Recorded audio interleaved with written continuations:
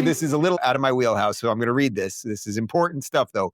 Love Island USA is a reality dating show where singles live together in a villa, form romantic connections, and compete for a $100,000 prize.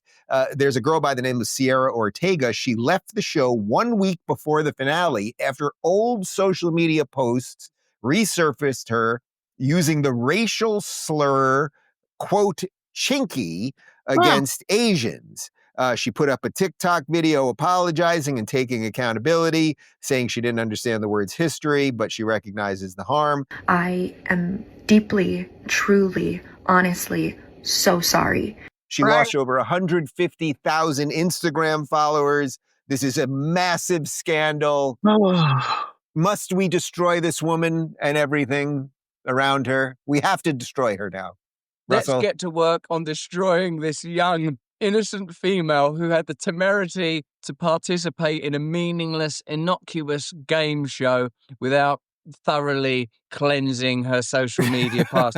I love the word resurfaced. No, that's not what happened. What happened is journalists went through every single one of those people's social media with the deliberate intention of finding things to generate ill feeling, bitterness, and controversy. And in this instance, they emerged from that expedition with the slim pickings of the word chinky, and that was sufficient to ruin someone's life. It's a bit of an antiquated and unpleasant piece of terminology, but I find it easier to believe that that young woman perhaps used that language without ill intent than that the journalists who found that word were operating without ill content. That's the point, that their intent definitely was ill. Sage, the reason I thought this was even worth doing, it's kind of silly and it doesn't really matter, of course, but I kind of felt that society was past all this. I thought we were past the point where you're just some irrelevant nobody on a game show that nobody really cares about, and then they find something about you and you get destroyed.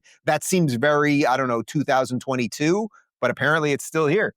Remember my friend Chris Harrison, the longtime host of The Bachelor, and the reason why he ended up losing his job is because he defended a young woman contested on The Bachelorette who years prior had been in a sorority at her school and participated in an antebellum theme.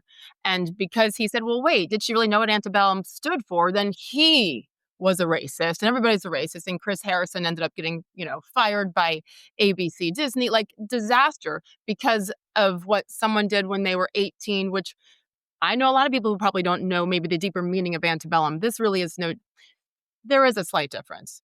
That is a time, an era, a theme.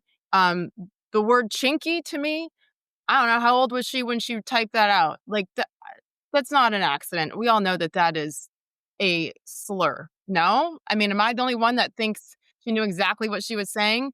Aside from the fact that I don't care about her and I'm ashamed that I'm saying the words Love Island because you're making me right now. Wait, I want to show you something, guys. Let me get up here for 1 second. What I have in my hand, since you guys are of a certain age, you know what this is. This is That's a VHS. This is a VHS cassette tape, and we have a bunch of these. It's the Golden Girls, because it's Dave.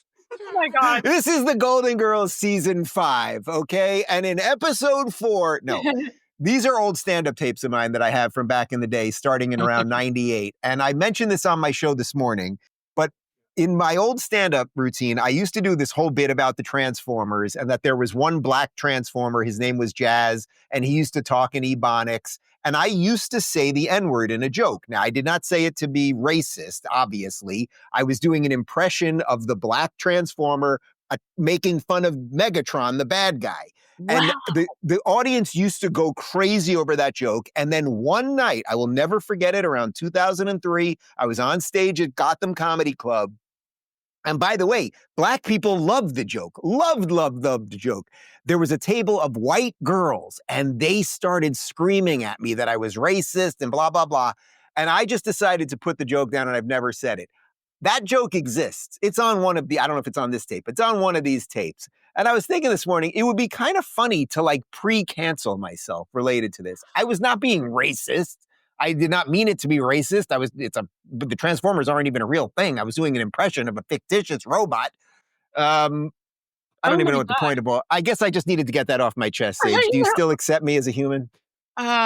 Can I still come to the can't wedding? do this show anymore. I know. Actually, not now that I know you've said that about Megatron. Use the N word when really it should be the M word. Mega, not any N words. Yeah. Oh, that's funny. Here's the question. Brilliant as always. Transformers, robots in the sky. No, robots in disguise. They're in disguise, In disguise. Sage. In disguise. They're not in the sky. Wait, it's not Robots in in the sky. They metamorphosize. They change. They transform. I've been Robots saying in the this whole sky. time, like my brother. In disguise. adorable They woman. transform.